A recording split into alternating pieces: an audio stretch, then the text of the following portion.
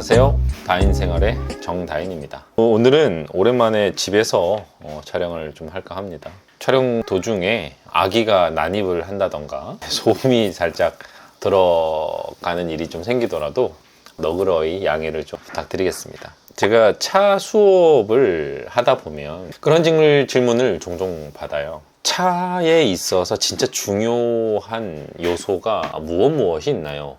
이런 식의 질문들인데 저는 많은 경우에 있어서 물이라고 대답을 합니다.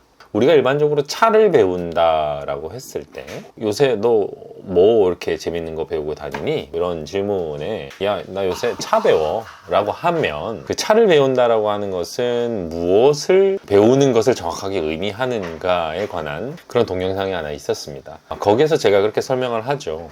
우리가 일반적으로 차를 배운다라고 하면, 차를 한다라고 하면 찻잎이라고 우리가 소위 말하는 그 마시는 음료로서의 차도 있고 그걸 담는 그릇이 있었죠. 그죠? 그리고 하나는 그 모든 것들을 다루는 방식이 있을 겁니다. 이 세 가지를 합쳐서 우리는 차를 배운다, 차를 한다라고 이야기를 한다는 것이죠. 꼭 우리가 명심해야 하는 것 중에 하나는 첫 번째 요소죠. 그 음료로서의 차. 그 차를 완성하는 데 있어서 물의 역할이 생각보다 굉장히 중요하다는 겁니다. 많은 티하우스나 찻집, 차를 배우는 교육기관 이런 데 가셔서 수업을 들으시면 다양한 종류의 차를 경험해 보실 수가 있어요. 중국차, 대만차, 한국차, 일본차, 그리고 인도부터 시작해서 여러 나라, 여러 브랜드들의 홍차, 이러한 다양한 종류의 차들을 맛보고 즐기면서 우리는 차를 마시고 배우고 있다, 이런 생각을 하게 되는데, 그러다 보면 자칫 찻잎 이꼴 차라는 그런 생각을 하게끔 되는 경우가 있습니다. 그리고 실제로 많은 분들이 그렇게 생각을 하시죠. 근데 아주 오래전부터 우리가 차를 논할 때는 반드시 물이라고 하는 요소를 빼놓을 수가 없었단 말이죠. 제가 요즘 하고 있는 그 수업 중에 차시 수업이 있습니다. 차에 관한 시 혹은 차를 주제나 매개로 삼아서 이야기하는 시, 이 모든 것들을 다 차시라고 부르는데요. 이 차시 중에 저 고려 말 무렵에 도은 이숭인이라는 사람이 있습니다. 그 이숭인의 시를 제가 개인적으로 굉장히 좋아해요. 그 이숭인의 시 중에 그런 시가 있습니다. 차 한 봉지와 샘물 한 병을 삼봉에게 보낸다 라는 시가 있어요. 그러니까 제목만 놓고 보면 이 친구가 자기의 지인인 삼봉이라는 사람에게, 여기서 말하는 삼봉은 삼봉 정도전을 의미하죠. 둘이 틀어지기 한참 전, 젊었을 적의 이야기입니다. 이숭이는 집안이 굉장히 좀 따뜻한 사람이었고, 삼봉 정도전은 어때요? 좀 유력한 가문의 도련님이 아니었죠. 그러다 보니까 정도전과 이숭인의 생활 수준 차이가 조금 났었는데, 그런 것에 아랑곳하지 않고 이숭이는 정도전이 나이가 더 많았어요. 그럼에도 불구하고 이숭이는 전혀 그런 것들에 개의치 않고 정도전을 아주 친한 형이자 친구, 붕으로 받아들였죠. 둘은 실제로 아주 막역한 사이였습니다. 그 권근, 양촌 권근이죠. 그 권근과 이숭인과 정도전이 3인방이 아주 젊었을 적부터 친했다고 해요. 그래서 이 이숭인이라는 사람이 정도전을 응원하는 의미로 선물을 보냈는데 그 선물이 차였다는 거예요. 굉장히 재밌는 것이 이 차 선물을 보낼 때, 여러분 한번 생각해 보세요. 여러분들 친한 지인이 있는데 그 지인이 차를 너무 좋아해요. 그래서 차 한 봉 선물할 수 있지 않습니까? 요즘 잘 나가는 차, 또 맛있는 차, 여러 가지 종류의 차가 있으니까 이 차를 잘 준비를 해서 예쁘게 포장해가지고 선물로 보낼 수 있죠. 좋은 선물입니다. 그런데 우리가 일반적으로 차 선물한다고 하면 그게 다죠. 근데 옛날 사람들은 그렇지 않았다는 겁니다. 옛날 사람들은 차를 선물을 할 때 귀한 선물이라면 뭐도 같이 보내더라? 거기에 걸맞는 좋은 물을 선물로 보냈습니다. 그래서 이 차시의 제목이 차 한 봉과 안화사라고 하는 절이 있습니다. 그 안화사 샘물을 삼봉에게 보낸다가 되는 것이죠. 이 시를 제가 간단하게 읽어볼게요. 아주 짧고 간단한 시예요. 송악산 바위 틈 마르지 않는 샘물은 솔뿌리 서린 데서 생겨나오네. 긴 여름 한낮 머리에 덮어 쓴 모자, 솥에서 차 끓는 바람 소리를 한번 들어보시게나 라는 시입니다. 그 소리는 저희 집 애기가 낸 소리니까 너무 놀라지 마시고요. 삼봉에게, 자기의 친구에게 한여름에 이렇게 돈 펄펄 그쵸? 땀 흘리는 그 여름날에 차 한 봉지를 선물을 해준 겁니다. 물이랑 같이. 근데 이 물이 안화사라고 하는 절에서 나오는 샘물인데 기가 막히게 맛있는 샘물이었다고 해요. 지금은 이제 우리가 갈 수 없는 개성 송악산 자락에 있는 절이었다고 합니다. 그 안화사가 아주 유서 깊은 고려의 역사와도 아주 친밀한 유서 깊은 절이고, 거기에서 솟아나오는 이 샘물이 천하의 명품물이었다고 해요. 그래서 이 샘물을 같이 떠서 자신의 친구에게 보낸 거죠. 근데 이 시에 보면 긴 여름의 한낮 머리에 덮어 쓴 두건이라는 모자라는 소리가 나옵니다. 우리가 대하사극 그 용의 눈물 어릴 때 모르시는 분들도 계시고 아시는 분들도 계실 텐데, 저 꼬맹이 때 한창 인기가 있었던, 정말 인기가 많았던 대하사극이죠.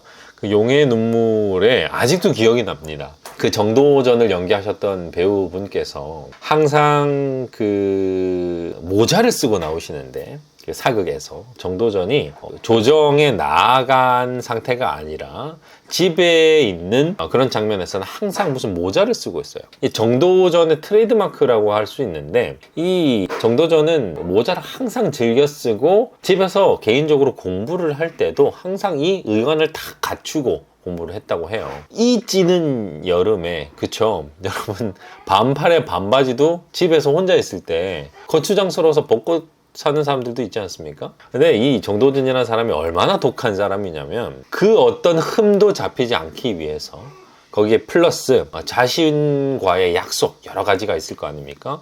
그 중에 이 군자로서 우리가 지켜야 할 의관정제, 옷을 깨끗하게 항상 갖춰 입고 눈곱 떼고, 그죠? 머리도 공손하게 빗고 깨끗하게 이제 몸과 마음을 청결하게 하고 옷을 갖춰 입는 것, 그 의관을 정제하고 항상 책을 읽었다라는 거죠.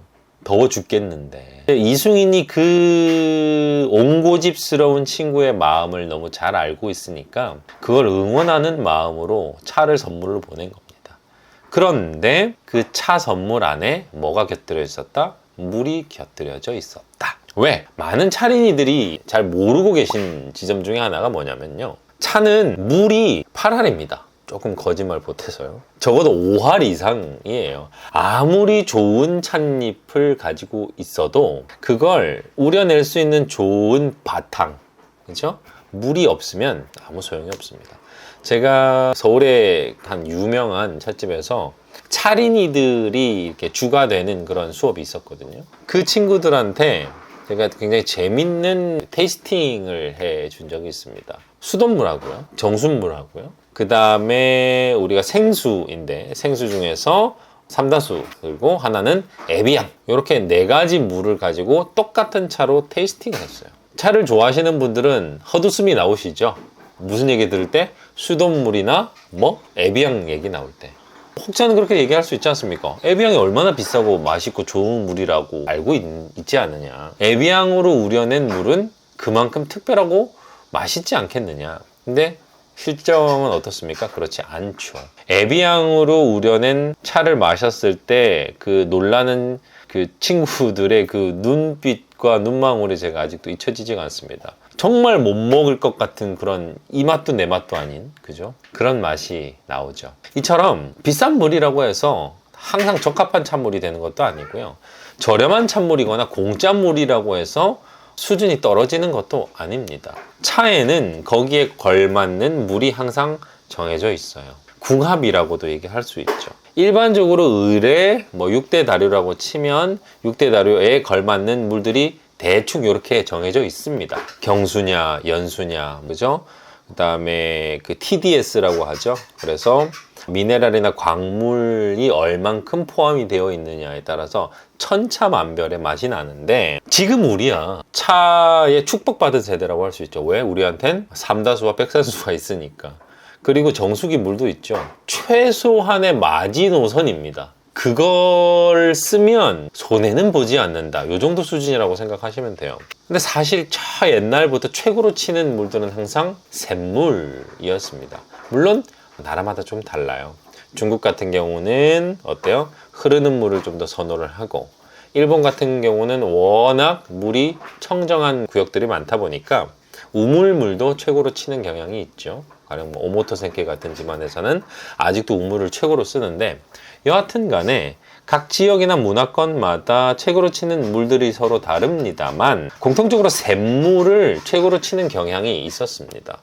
땅에서부터 솟아올라서 이 시에서처럼 소나무 뿌리 사이로, 그죠? 소나무 솔뿌리 사이로 이렇게 흘러나오는 물, 혹은 바위 틈 사이로 이렇게 스며서 흘러나오는 물, 이런 것들을 최고로 쳤다는 거죠. 그래서 이승희는 이 귀한 차를 친구에게 보내면서 최고의 차를 맛보게 하기 위해서, 할 수 있게끔 하기 위해서 물을 함께 선물로 줬다는 것이죠. 참 아름다운 마음이지 않습니까?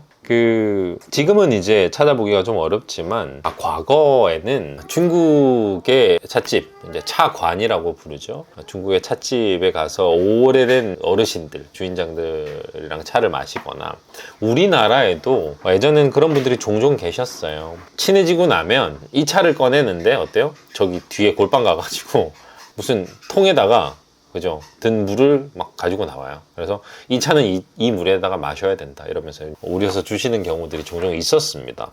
근데 지금은 어때요? 거의 통일이 되어 있죠. 정수나 아니면 삼다수 같은 식으로 정해져 있죠. 각 차에는 거기에 어울리는 물이 있다. 이것도 중요하고, 또한 물이라고 하는 것 자체가 차에서 얼마나 큰 비중을 차지하는가 라는 부분에 대해서도 우리는 생각해 볼 필요가 있다는 것이죠. 물은 차를 담아내고 우러나게 하는 일종의 바탕이 됩니다. 그래서 저 옛날에 유명한 차인들은, 가령 초이 스님도 마찬가지고요, 저 옛날에 유구도 마찬가지고요, 물과 차의 관계를 뗄래야 뗄 수 없는 관계로 바라본 것, 플러스 물을 차의 육체, 육신, 그렇죠? 으로 바라봤던 것이죠. 왜냐하면 차가 바로 물 안에서 살아나고 거기 안에서 의미를 가지기 때문이죠. 그렇기 때문에 물이 갖춰지지 않은 차는 반쪽짜리 차가 될 수밖에 없다라는 점을 생각해 보시면 참 재밌지 않을까 싶습니다. 그리고 그런 마음을 바탕으로 해서 오늘의 찻자리를 한번 가져보시는 것도 좋지 않을까 싶어요. 궁금하시면 이런 물 저런 물을 한번 섞어서 써보시면서 차 생활 하시는 것도 저는 추천드립니다. 제가 아이를 키우면서 그런 생각을 정말 자주 해요. 바탕이라고 하는 게 얼마나 중요한 걸까. 환경이라고도 말할 수 있겠죠. 마치 제대로 된 물이 아니라면 차의 정수를 우리가 즐길 수 없는 것처럼, 좋은 환경과 바탕이 마련되어 있지 않으면 아이가 제대로 자라날 수 없다라고 하는 것을 우리가 모두 다 알고 있죠. 근데 그건 비단 아이만의 문제는 아니고, 이 영상을 보고 계시는 20대, 30대, 40대, 50대, 60대, 70대, 80대 여러분들 모두에게 다 해당하는 말일 겁니다.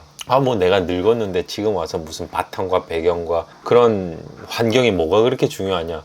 전혀 그렇지 않죠. 우리는 당장 오늘 하루만 내 환경이 틀어져도 불편함을 느끼고 외로움도 느끼고 괴로움도 느끼게 됩니다. 그러니까 우리한테는 항상 숨 쉬듯이 중요한 것이 환경이고 바탕이고 배경이라는 것이죠. 그러니 오늘 하루도, 그리고 이번 한 주도, 주말까지 또 얼마나 무덥고 정말 갑작스럽게 얼마나 많은 비가 내리고, 그죠? 꿉꿉하고 불쾌지수도 되게 높고, 그런데 또 이제 얼마 안 있으면은 본격적인 휴가철이기도 하죠. 내 배경과 내 환경과 내 주변을 잘 아우르는 그런 한 주, 그리고 휴가 시즌이 되셨으면 합니다. 그걸 바탕으로 해서 우리는 조금 더 좋은 차를 누릴 수 있는 것이고, 또 우리는 좀 더 한층 건강하고 온건한 한 주, 하루를 만들어낼 수 있지 않을까 생각합니다. 오늘은 여기까지 하겠습니다. 이번 한 주도 차와 함께 상쾌하고 건강한 시간 보내시길 바라겠습니다. 여기까지 다인생활의 정다인이었습니다.